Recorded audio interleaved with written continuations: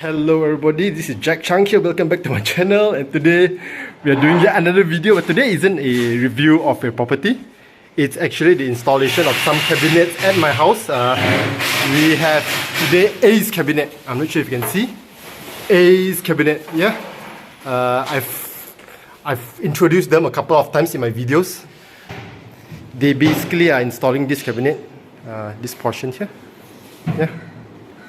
It's a cabinet for basically sort of random stuff that I'm going to put for my kids. Too many books, so hence the cabinet here. So we are in the process of installing the cabinets. And you see, right, actually at the end of the day, all these cabinets, right, it's actually sections by sections. Where they prepared one section, one section, one section. It's all prepared individually. They put it together. Then only they actually fasten it together, yeah, with screws. So let's just take a closer look.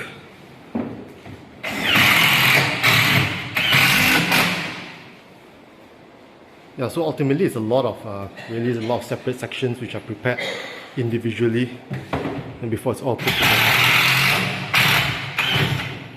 Okay, so with me here I have Mr. Boo. Hi. Hello, hello. So maybe can you explain more about the material and... So basically we are using the E1 melamine to do the door, and the internal all is E1. That means it's a minimum for the European standard. For the edges we are using ABS, and this one is a 45-degree door, so it's handleless for the cabinet, so it will make it more neatly and nice when we install it. The finishing seems very very nice. How do you achieve such fine finishing? You know, it's very neat. I noticed compared to my some cabinets, right? It's not so neat, but this one's very clean and neat. Because we are investing in the machine. I see. Compared to some factory, they are still using manpower hand, and we are invest in the machine to do this. If you look properly, right? So just to give you a good idea of how precise. Yeah, you can see. Yep, so that's the precision that you get from a laser cut. Let's take a look at the hinges. Yeah, so anything that you can share on these hinges? All the hinges, most of it is the powder coat hinges. It's more durable to the humidity, so it won't be so easy to get rusty compared to those steel hinges. Of course, this type of color is more nice compared to the steel. Yeah. I mean, certainly. I mean, I like the whole the color match, you know, on the same tone, gray tone. Nice. So most of the drawer we are using is the soft close drawer, and it's the undermount drawer, which is more heavy duty compared to the side one. So the drawer, this sits at the bottom of the drawer, right? As opposed to the one that's at the side. The side one. Okay. More durable. Okay, awesome. Heavy duty. Yeah, that makes sense. Yeah, Boo, another question that I had, right? Why for this type of carpentry, right? You always have the leg at the bottom there. Why has it to be raised? First of all, the floor might not be straight. When we have this leg, it can adjust a little bit up and low, go below. Make sure the cabinet can be straight and balanced. The second purpose is, especially at kitchen cabinet, sometimes the water will be overflow, so it won't directly get into the cabinet. It will come up from the floor. Change the leg, open and service the something. Sometimes have something below, we can service it. People are always curious why you have that. Why, you know, I mean the space gone, but yeah, I mean perfectly makes sense, especially if it's wet and yeah, if you need to adjust the level. Okay, so for this cabinet, right, like I know I ordered it about 2-3 weeks ago. But like for a normal customer, what's the process like? I mean, from them, they contact you, you know, for quotation and then design, you know, up until completion installation. How long will it roughly take? Normally, after all the drawing confirmed, we need 1 to 2 weeks to fabricate the cabinet. Oh, that's fast. And then installation is depend, but I think in few days we will settle it. As honestly speaking, we have a big team, at least 3 to 5 person per team. The installation will speed up the progress because I understand owner don't want to stay in a dusty house. Everyone need to pay for the installment, so the job will complete faster. Also, I guess the biggest challenge is always the discussion on the design, right? Going back and forth, you know. Yeah, but that one, it takes time. It depends on how many times we discuss with the owner. I think that's not within your control, right? Usually that's, especially if it's a couple, it's husband-wife argument, then it's even... I mean, do you face that type of Yeah, sure. tough customers, right? I guess where husband and wife do not agree. Yeah. It's not every customer like you, Jack. We settle it fast. Yes, it takes quite fast. Once you design is confirmed, I would say confidently within 2 weeks. That's what I got. Within 2 weeks, of course, I wanted it sooner. And hence, if you live in a landed, you don't have much restrictions. If you live in a high rise, you have restrictions on the working hours. Talk to management. Correct. So like mine, I live in a landed. It's a gated guarded, but yeah, you can freely install. Hence, you can do it sooner within 2 weeks. Good. So now they are in the midst of doing the final touch-ups, and basically what you have here is basically a laser, I would say a leveling machine, whereby you can actually.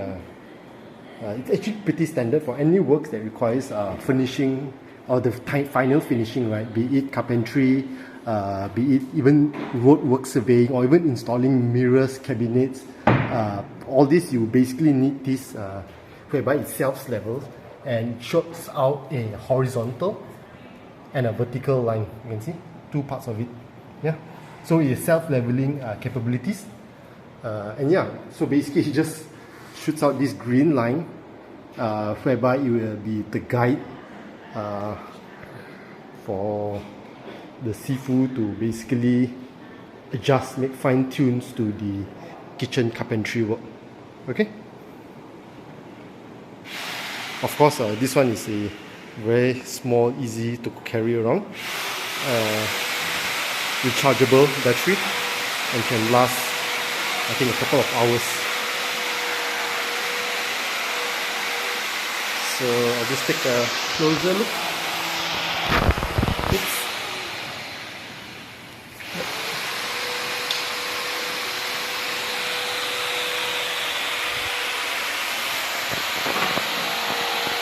So now we are very close to the end.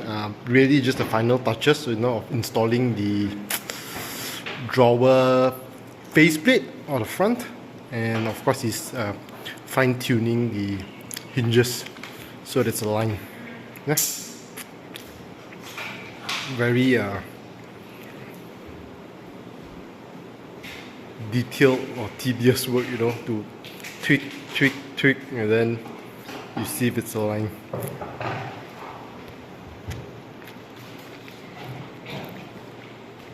So this is the post renovation video after the installation has been completed, a few days after the installation, and I've actually filled it up full. Okay, and just to give some background, right? So the color that I've went with is basically to mimic that natural stone cement feel. This is to match my kitchen. If you can take a look at my kitchen, it's also of the same shade, but that's better laminate. This is by Lamita, much more premium, high end. Nevertheless, at a glance, it looks the same. Yeah. So first tip, which I think is very, very key when you are always designing your cabinet, is to make sure you design exactly according to the specifications that you want. Okay, what do I mean by this? When you go to any carpenter or any ID, right, they will always propose, how it's cut, the sections, the height, but does it really fit your requirements? You have to answer that, okay? Example, I wanted to fit in my luggage bag into this. You see? Fits just nice. Some gap on top. So all these dimensions, how many cm, what's the width, what's the height, all this, you need to be able to know. Yeah, especially if you have very specific requirements on what's going into the cabinets. In this instance, I want toys, for my kids. All nicely done. You can check. So it matches just nice, just right up to the brim. And all this is not by luck. I've actually went through a lot of detailing, prior to the actual sign off. Yeah. So that's tip number one. Tip number two. Know what is the exact measurement that you want and compare it against the standard pricing. For instance, this is not a good example, by the way, but cabinet wardrobes is always per foot run, right? So you want to max it out. You don't want to be left hanging like 7.5 feet, 7.2 feet, you know, it's either a 7 or an 8. But in this instance, of course, I wanted to match it, you know, wall to wall, you know, sort of pillar to pillar. Hence, it isn't maximized. Okay, so it's not just for the width, but also the depth and the height. So again, there's a certain boundary. It's counted per foot run, and even there's a certain height you don't want to go over that. Yeah. And last but not least, this is not, you can't see in the video, but yes, whenever you get this type of wardrobes, right, always go for a carpenter or fabricator that has their own factory. This is very key. More often than not, I've seen so many, you know, new properties especially, they set up showrooms, right? They set up showrooms, they have nice showrooms. You go there, you are totally in awe, you pay a deposit, but your installation is so much later. Because why? They take in too many projects and they don't have their own factory. And when they don't have their own factory, what happens?